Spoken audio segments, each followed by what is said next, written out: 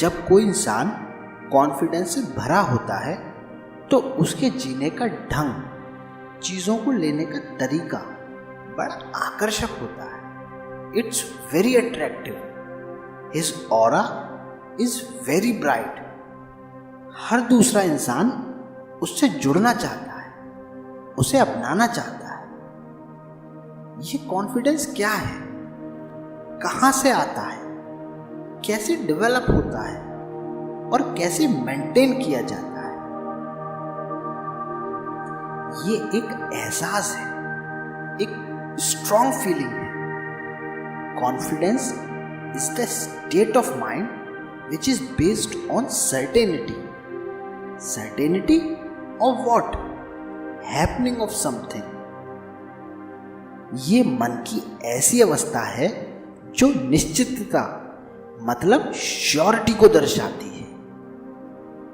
अगर हम अपने समाज में देखें तो एक इंसान दूसरे से ज्यादा कॉन्फिडेंट दिखाई पड़ता है। ऐसा क्यों? एक सिचुएशन क्रिएट करते हैं। मानो दो दोस्त एक ट्रिप पर जाते हैं। एक का नाम राजू और एक का नाम मोहन। अब आधे रास्ते में उन्हें याद आता है कि वो अपने डॉक्यूमेंट्स, अपने लाइसेंस वगैरह घर भुलाए। वहीं बीच में ट्रैफिक पुलिस की चेकिंग चल रही होती है। तो जैसे जैसे चेक पोस्ट क्लोज और क्लोज आता है तो उनमें से एक राजू, उसकी हवा निकल जाती है, हाथ पैर ठंडे हो जाते हैं, बहुत होपलेस हो जाता है। और वहीं दूसरा मोहन सिचुएशन को हैंडल करने के लिए एकदम तैयार होता है। अब चेक पोस्ट आता है, चेकिंग होती है। मोहन पीसफुली अपनी बात रखता है, जो भी नेसेसरी पेनल्टीज होती हैं उन्हें भरता है और उन्हें कन्विंस करता है कि दे आर जेन्युइन बीइंग्स और कैसे वो अपने लाइसेंस वगैरह भूल आए। सारी फॉर्मेलिटीज पूरी करता है और वो दोनों आगे की ओर बढ़ जाते हैं। यहां दोनों का रिएक्शन एक दूसरे से बिल्कुल अलग था। This is the difference between confidence and non confidence. Raju का घबराना, बौखलाना, डर जाना, और वहीं मोहन का पीसफुली, आराम से सिचुएशन को हैंडल करना, ये दोनों ही बात अपने आप में बहुत कुछ कह जाती है कि कैसे हमारे समाज में एक इंसान दूसरे से ज्यादा कॉन्फिडेंट होता है। ये कॉन्फिडेंस कहाँ से आता है, कैसे डेवलप होता है?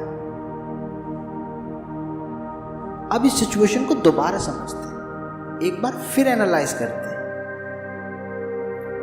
राजू क्यों डर गया? शायद उसने ऐसी सिचुएशन पहले कभी फेस ना की, या शायद पहले फेस करी हो लेकिन करनी ना आई हो, या शायद उसने सिचुएशन को ओवर एनालाइज कर लिया। और वहीं मोहन इस सिचुएशन को हैंडल करने के लिए तैयार था। क्यों? शायद उसने ऐसी सिचुएशन पहले कई बार फेस करी हो, या शायद उसने इस सिचुएशन को एक एडवेंचर की तरह देखा हो। उसके मन में ऐसी इच्छा पैदा हुई हो कि जरा देखें ऐसी सिचुएशन को कैसे हैंडल किया जाता है। या शायद उसने सिचुएशन को एज इट इज, ज्यों का त्यों देखा हो। दोनों की चीजों को लेने के ढंग में इतना अंतर क्यों? अगर हम राजू की बात करें तो जो उसका पास्ट एक्सपीरियंस है वो या तो है ही नहीं, और यदि है तो बड़ा अनप्लेजेंट है। शायद इसी वजह से वो चीजों को ओवर एनालाइज करता है, सिचुएशंस को ओवर एनालाइज करता है। वहीं अगर बात मोहन की करें तो जो उसका पास्ट एक्सपीरियंस है वो सेटिस्फाइंग है, अच्छा है। और अगर नहीं है तो उसके अंदर नई चीजों को लेने की, जानने की, समझने की एक उत्सुकता है, इसलिए वो ओवर एनालाइज नहीं करता। जैसी हैं वैसी ही रखता है। तो कहने का मतलब है किसी इंसान का कॉन्फिडेंट होना या ना होना किसी हद तक उसके पास्ट एक्सपीरियंस पर निर्भर करता है। और अगर कोई पास्ट एक्सपीरियंस ना हो तो करेज के साथ, साहस के साथ इसे डेवलप किया जाता है, जो एक एहसास की तरह, एक स्ट्रॉन्ग फीलिंग की तरह आपके मन में एक स्थायी जगह बना लेता है, ठोस जगह बना लेता है। अब अगर बात कॉन्फिडेंस को उम्र संभाल के रखने की हो, इस एहसास को बनाए रखने की हो, तो your involvement towards life is the only thing you have to care about. आपको लगातार अपने जीवन में ज्यादा से ज्यादा चीजों में अपनी भागीदारी दिखानी होगी, जिससे कि आपका एहसास मजबूत और मजबूत हो सके। और जैसे जैसे आपका इन्वॉल्वमेंट कम ज्यादा होता जाएगा, एक्सपीरियंस घटता बढ़ता जाएगा, वैसे ही your quality of confidence and your level of confidence accordingly adjust होता जाएगा।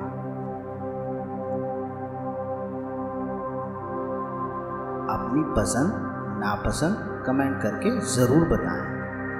और अगर आपको वीडियो पसंद आई है तो वीडियो को लाइक करें, हमारे चैनल कुछ पल मोटिवेशन के को सब्सक्राइब करें और अपने दोस्तों के साथ शेयर करना ना भूलें। तब तक के लिए नमस्ते। फिर मिलते हैं एक नई वीडियो के साथ।